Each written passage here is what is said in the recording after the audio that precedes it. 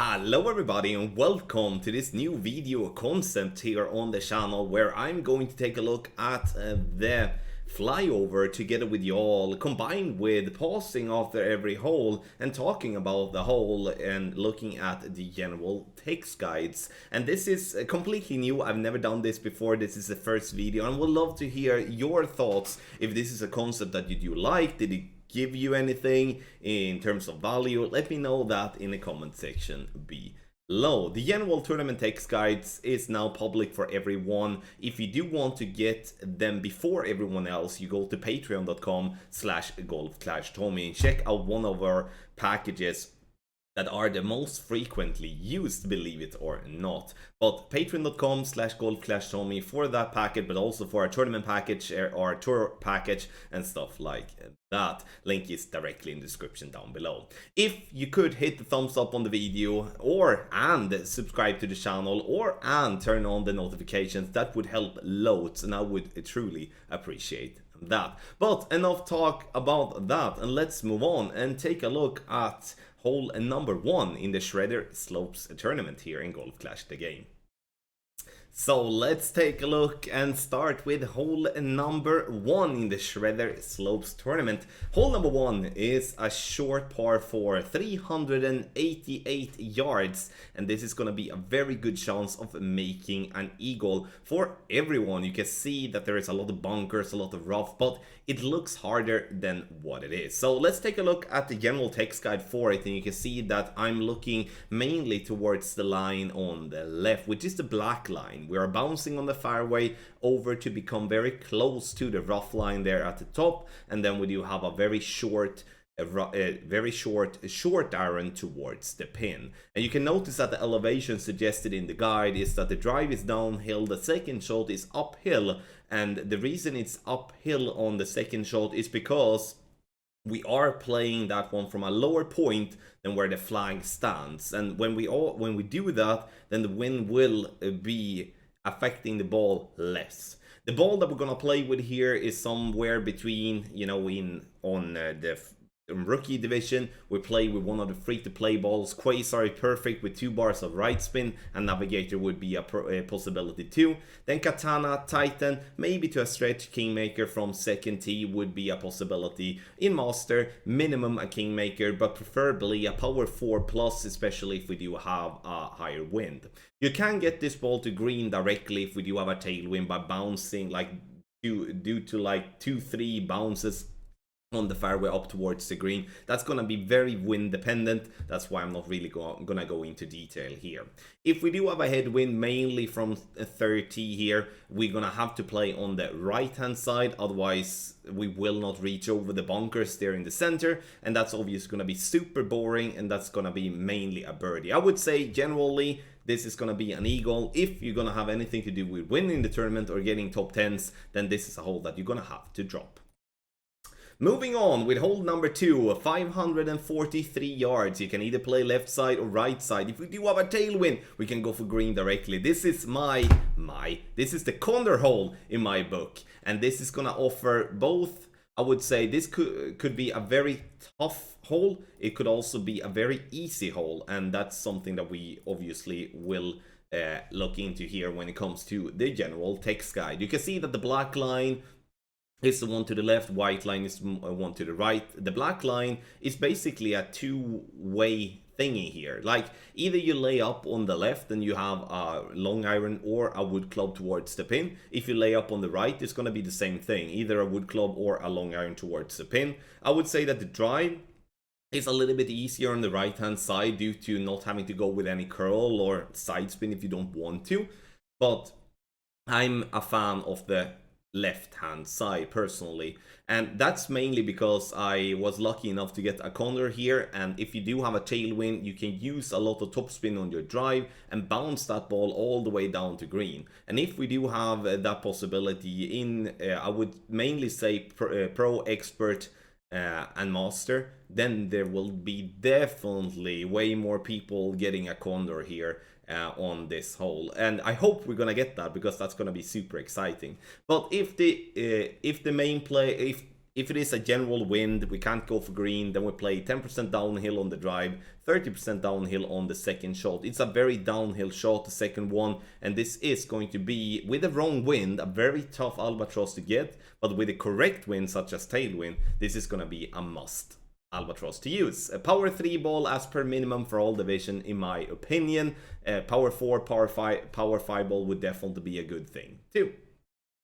Hole number 3, the first par 3, 189 yards. If we do have a wind that is straight, for headwind or tailwind or coming right to left, this is gonna be a good chance. I would say if we get ourselves in a situation where we do have a wind that coming left to right, it's gonna be a bit more complicated. And the reason for that is that we are then going to have the trees on the left, and also the height difference between the bunker and the fairway, like the bunker in the center and the fairway on the left, that's going to be a difficult thing to adapt for. But I would say that the white line here would be the most preferred line if you're looking for an hole-in-one, due to going for the rough bump. If you're looking for a safer way to get a birdie, you bounce on the fairway, and sure, you're gonna still have a decent chance for an hole-in-one, but it's gonna be less percentage drops with the bounce over, if we can call it like that. There is a line on the left hand side that I noticed the last time we had this hole to be able to be played, but there was very few hole-in-ones to that, and I believe that was a very tough one to get dialed in. I'm not ruling it out, it's just that I don't really feel necessary to suggest that when we're already suggesting an aggressive and a conservative line. Win 5 ball in Master is definitely preferred here, in my opinion. For Pro and Expert, I would say win 2, win 3 ball, and then, you know, win 1 ball would definitely, or even a win 2 ball would actually be pretty good in a rookie division. 20% downhill from front and second tee. Third tee has 25% downhill. Have in mind the elevation obviously will change depending on what type of adjustment you have, and etc. So this is, I would say, this is the toughest of the 3 par 3s we're going to play. And getting a hole-in-one here would definitely bring a nice little boost to your scorecard.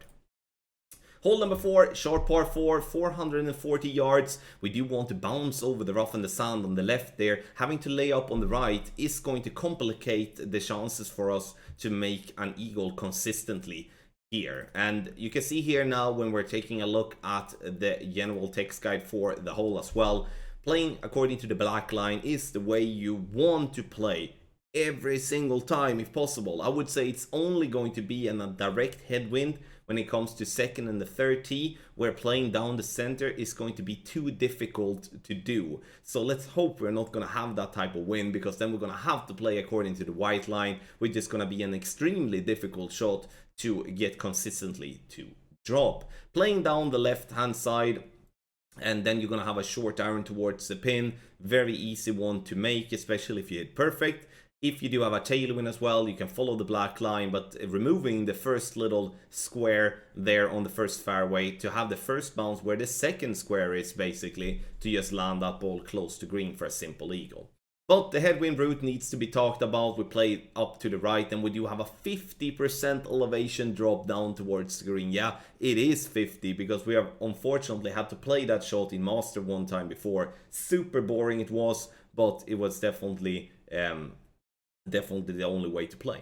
Playing down the center, you're gonna have to have a lot of topspin. Big Topper is a perfect club from front tee. Other than that is to play the Extra Mile, Thor Summer, Apocalypse from second and third tee, depending on what type of level you have, because it's the topspin that we're looking for.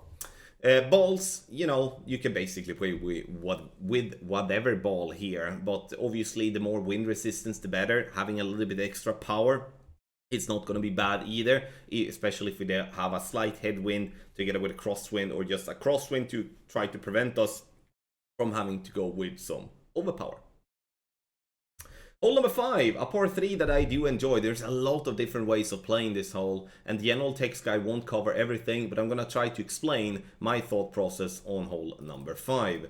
Hole number 5, where do we have that one? 1, 2, 3, 4, 5. That one we have there. So you can see here there's 3 lines here. I do actually think we're covering everything besides one route here.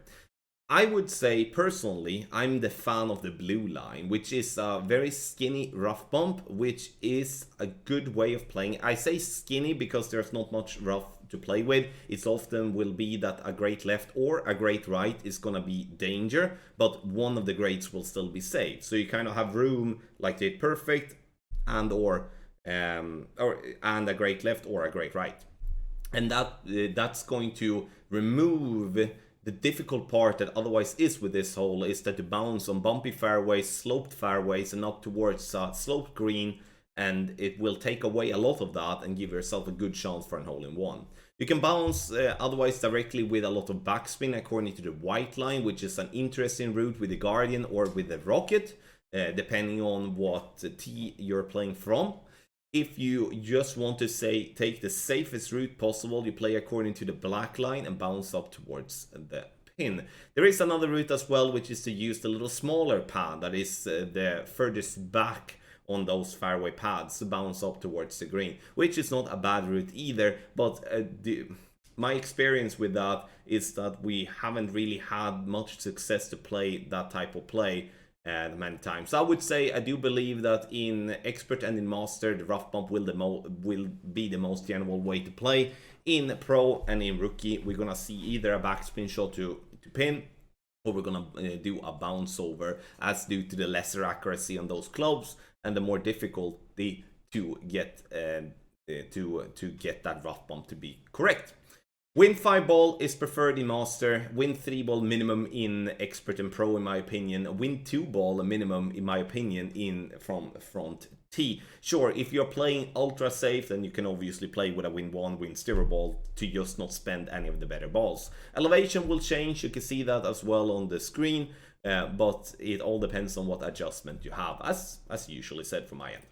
Hole number 6, 566 yard. This one makes me want to puke a little bit. I'm sorry to say that, but this is a super boring hole, which is gonna require a lot of focus to get eagle, because the eagle is going to be the play that we are looking for. We're not looking for an albatross here as in general, and the reason for that is due to the fact that this hole is played in such a strange, not played in a strange way, but it's kind of designed in a way that complicates the chance for an albatross. You can see there's 2 lines, there's one for the left and one for the right. Both of them are somewhat displaying conservative routes to try to get yourself to eagle, which will be the main play.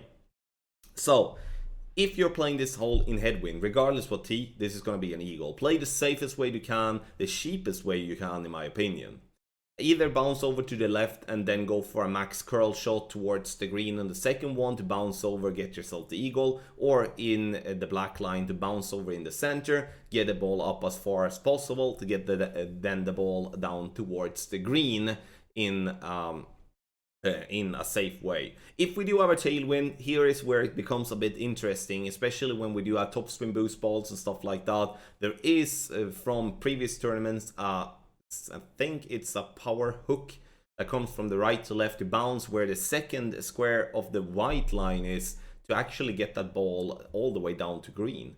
Obviously that's a lot of luck, it's a big lottery if that's going to be the case, but if we do have that type of win, then the risk is going to have to be taken, because having to lay up is still not going to give you anything good regardless. So it's gonna be interesting to see what wind we're getting here. Crosswind, headwinds, we play for a safe eagle. In tailwind, then we're gonna have some fun and go with some YOLO shots and hope for an albatross.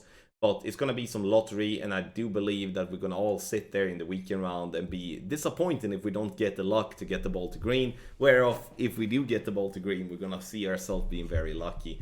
All the way from power 3 plus ball, you know, I'm seeing ourselves here in headwind playing with a power 5 ball to maximize the amount of power. Make sure to pack the wood club that gives you the most power as well. Alright, moving on. Hole number 7. The easiest of the par 3s in my opinion. It doesn't look like it, but in my opinion it definitely is. You see that little rough strip there in the end. You can see there in between the 2 bunkers, and that's a very interesting spot, which I do believe we're gonna see a lot of players explore. And so we do have the 2 lines here, where the black line is going to be, in my opinion, the the more general line to play. And the reason I say that is due to the fact that it's without any risks really. We bounce on the first fairway to the second fairway down towards the green. And that's the normal way of playing that hole in tour play. And to be honest, that's a hole that is being dropped plenty. Even by myself in Tour 13 with a lot of wind. So that way of playing is definitely not going to be something that is bad. But as always, when it comes to rough bumps, if we can avoid the glitch roll, that is a risk being getting from that rough bump, then we're gonna see ourselves having probably a very high success rate when it comes to dropping that shot. And we're gonna play with quarterback or the rock when it comes to playing from third tee. When it comes to second tee, it's gonna either be a sniper or the quarterback or the rock, that too. And then from rookie tees, we are most likely gonna play that one with a wood club, even with the rough bump. So I have to just separate that. The second tee plays the rough bump with a driver. Third tee plays the rough bump with a driver, and then the double bounce or the triple bounce, whatever we want to call it, is going to be played with a wood club from every tee. Wind 5 ball here is recommended mainly when it comes to the rough bump. I would say a wind 4 ball wouldn't be that bad, doing a triple bounce, or a wind 3 ball for that matter from second tee, or a wind 1 or wind 2 ball when it comes to rookie tees. Hole number 7, in my opinion, the best chance we do have to consistently drop a par 3 in the tournament. Alright, hole number 8, beautifully designed. See a train there in the far view, and that's a brilliant one. Tailwind here makes this hole fairly easy, but in a crosswind or a headwind, we're gonna struggle definitely to get ourselves an eagle. And we're gonna take a closer look once again with general text guides here.